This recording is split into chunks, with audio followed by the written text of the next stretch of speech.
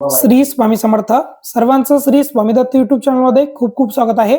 आपल्या सर्वांना एक छोटीशी नम्र विनंती आहे, श्री स्वामी समर्थ महाराजांचं नाव घेऊन आपल्या चॅनलला सबस्क्राईब करा. बघा, आपण अनेक विषयांवर व्हिडिओ बघितले, परंतु आज सर्वात मोठा विषय जो आहे, म्हणजे सर्वात मोठा जी जयंती आहे, त्या जयंतीवर आपण आज एक माहिती बघणार आहोत. तर बघा, आता अमावस्या झाल्यानंतर, मौनी अमावस्या झाल्यानंतर जेव्हा माघ मास येतो, तेव्हा माघ मास मधील तिथीला म्हणजे माघी गणेश चतुर्थी जी तिथी आहे, त्या तिथीला भगवान श्री गणेशाचा जन्म झाला होता. म्हणजे माता पार्वतीने मडापासून जेव्हा गणपतीची उत्पत्ती केली होती आणि तेव्हा भगवान शिवाने भगवान श्री गणेशाचे शिर छेदन केले होते व त्याला हत्तीचे मस्तक त्या दिवशी स्थापन केले होते. त्या दिवशी गणेशाचा जन्म झाला. म्हणजे जो जन्म झाला त्या दिवशी श्री गणेश जयंती असं म्हटलं जातं. तर बघा, आपण भाद्रपदातील जी जयंती मनवतो, म्हणजे जी काही गणेश चतुर्थी मनवतो, त्या दिवशी हत्तीचं मस्तक आपल्या लाडक्या गणपती बाप्पाला भगवान शिवाने लावलं व त्या गणेशाची स्थापना केली होती.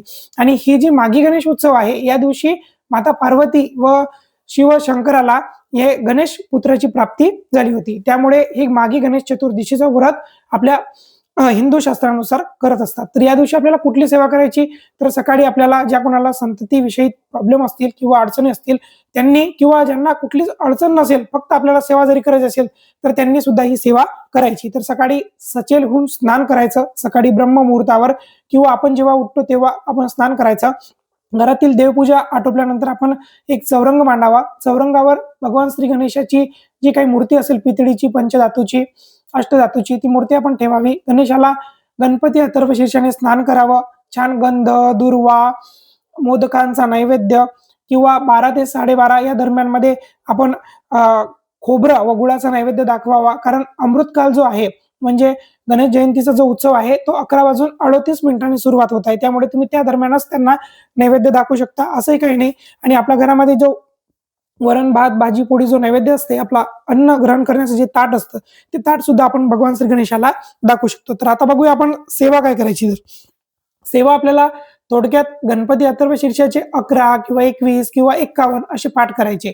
शेवटी फलश्रुती म्हणायची. आणि सर्वात मोठं नारदीय पुराणानुसार जो काही गणपती जे काही हे आहे, स्तोत्र आहे, ते गणपती स्तोत्र आपण 12 वेळा म्हणू शकतो. कारण आपण जर 12 वेळा जर या माघ महिन्यातील चतुर्दशी किंवा विनायक चतुर्दशीला आपण जर म्हटली, जर गणपती स्तोत्राची सेवा जर म्हटली किंवा केली, गणपती महाराजांच्या चरणी रुजू जर केली, तर आपल्याला नक्की संतती प्राप्तीमध्ये यश मिळत असते. आणि गणपती ही जी देवता आहे, सर्व संकट हरणारी, सर्व मंगल करणारी, सर्व कार्यामध्ये यश देणारी आणि कृपा आशीर्वाद देणारी आहे. बघा, आपण श्री स्वामी समर्थ महाराजांच्या विविध अंगामध्ये प्रत्येक देवी देवतांचा वास बघत असतो. तर महाराजांच्या पोटामध्ये श्री गणेशाचा वास आहे. महाराजांचं पोट कसं आहे? श्री गणेशासारखं आहे. तर महाराजांच्या पोटामध्ये भगवान श्री गणेशाचा वास आहे. म्हणजे स्वामी कोण आहेत? गणेशच आहेत. तर मग कुठली कुशंका घेता आपण स्वामी महाराजांनाच गणपती समजून त्यांच्या समोरच आपण नैवेद्य वगैरे दाखवून ह्या सेवा करायच्या. आपल्याकडे जर संकष्ट चतुर्दशी व्रताचं जर पुस्तिका असेल, तर आपण त्यामधील संकष्ट चतुर्दशी व्रताची कथा सुद्धा वाचू शकता. किंवा गणेश पुराण असेल तर गणेश पुराणामधील कथा सुद्धा वाचू शकता.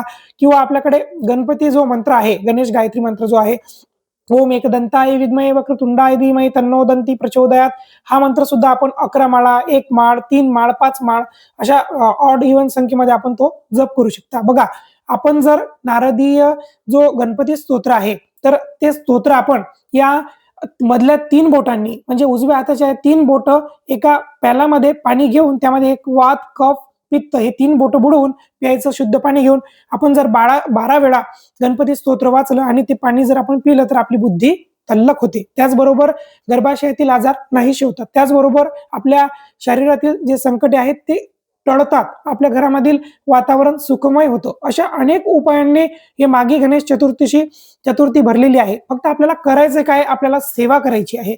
फक्त स्वामी महाराजांच्या बरोबर आपल्याला श्री गणेशाची सेवा करायची आहे. या दिवसापासून जर आपण लगातार 11 दिवस जर आपण 11 आवर्तनं किंवा 5 आवर्तनं गणपती अथर्व शीर्षाचे घेतले, तर आपल्याला जे मुला-मुली 10वी 12वीला पेपरला आहेत, तर त्यांच्या पेपरामध्ये उत्तम त्यांना यश मिळते, बुद्धी तल्लख होते, परीक्षेच्या वेळेस आठवते. काही विद्यार्थ्यांना परीक्षेच्या वेळेमध्ये आपण जे काही पाठांतर केलं किंवा काही अभ्यास केला किंवा काही मॅथ्सचे प्रॉब्लेम सोडवले, तर ते आठवत नाहीत. तर ते आठवण्यासाठी जर आपण गणपती स्तोत्र त्यांना जर रोज म्हणायला लावलं या माघी चतुर्थीपासून, तर त्यांना त्यांची बुद्धी तल्लख होत जाते. हे जे मंत्र आहेत, हे मंत्र एक प्रकारचे कस्टमाइज केलेले एक यंत्रणा आहे. यामुळे माणसाची बुद्धी जी आहे, ही बुद्धी एक युनिट आहे. आणि हे जे मंत्र आहेत, हे गणपती स्तोत्र आहे, गणपती अथर्वशीर्ष आहे, किंवा हे जे गणपतीचं गायत्री मंत्र आहे, हे जे मंत्र आहेत, हे मंत्र एक प्रकारची अशी ऊर्जा निर्माण करतात की ज्याप्रमाणे आपल्या शरीरातील मेंदूतून आपल्याला ते काही चेतना आपल्यापर्यंत भेटत असतात. फक्त आपल्याला ह्या मंत्र जपून, स्तोत्र जपून आणि स्वामी महाराजांवर विश्वास ठेवून प्रत्येक सण, व्रत, वैकल्य आपल्याला त्याचप्रमाणे करायचे आहेत. त्यामुळे आपल्याला नक्कीच फायदा होईल. बघा, या दिवशी आपल्याला 5 गोष्टी आवर्जून करायच्या आहेत. त्या म्हणजे गुड खोबऱ्याचा नैवेद्य आपल्याला लाडक्या बाप्पांना देवघरासमोर दाखवायचा, गणपतीच्या मूर्तीचा आपल्याला अभिषेक करायचा गणपती अथर्वशीर्षाने, प्लस आपल्याला गणेश गायत्री मंत्राच्या माळी जपायच्या ना. आपल्याकडे गणेश पुराण असेल तर गणेश पुराणामध्ये वाचायचं. संकष्ट चतुर्दशीची जर आपल्याकडे पोथी असेल तर त्यातील कथा वाचायची. आणि त्याचबरोबर आपण गणेशाचा जन्म पाळण्यामध्ये सुद्धा आपण आपल्या घरामध्ये करू शकता. एवढ्या गोष्टी जर आपण आपल्या घरामध्ये केल्या तर तुम्हाला निश्चितच सुख, शांती, समाधान, ऐश्वर्य, संतती, संपत्ती लाभेल. झालेली सेवा महाराजांच्या चरणी अर्पण.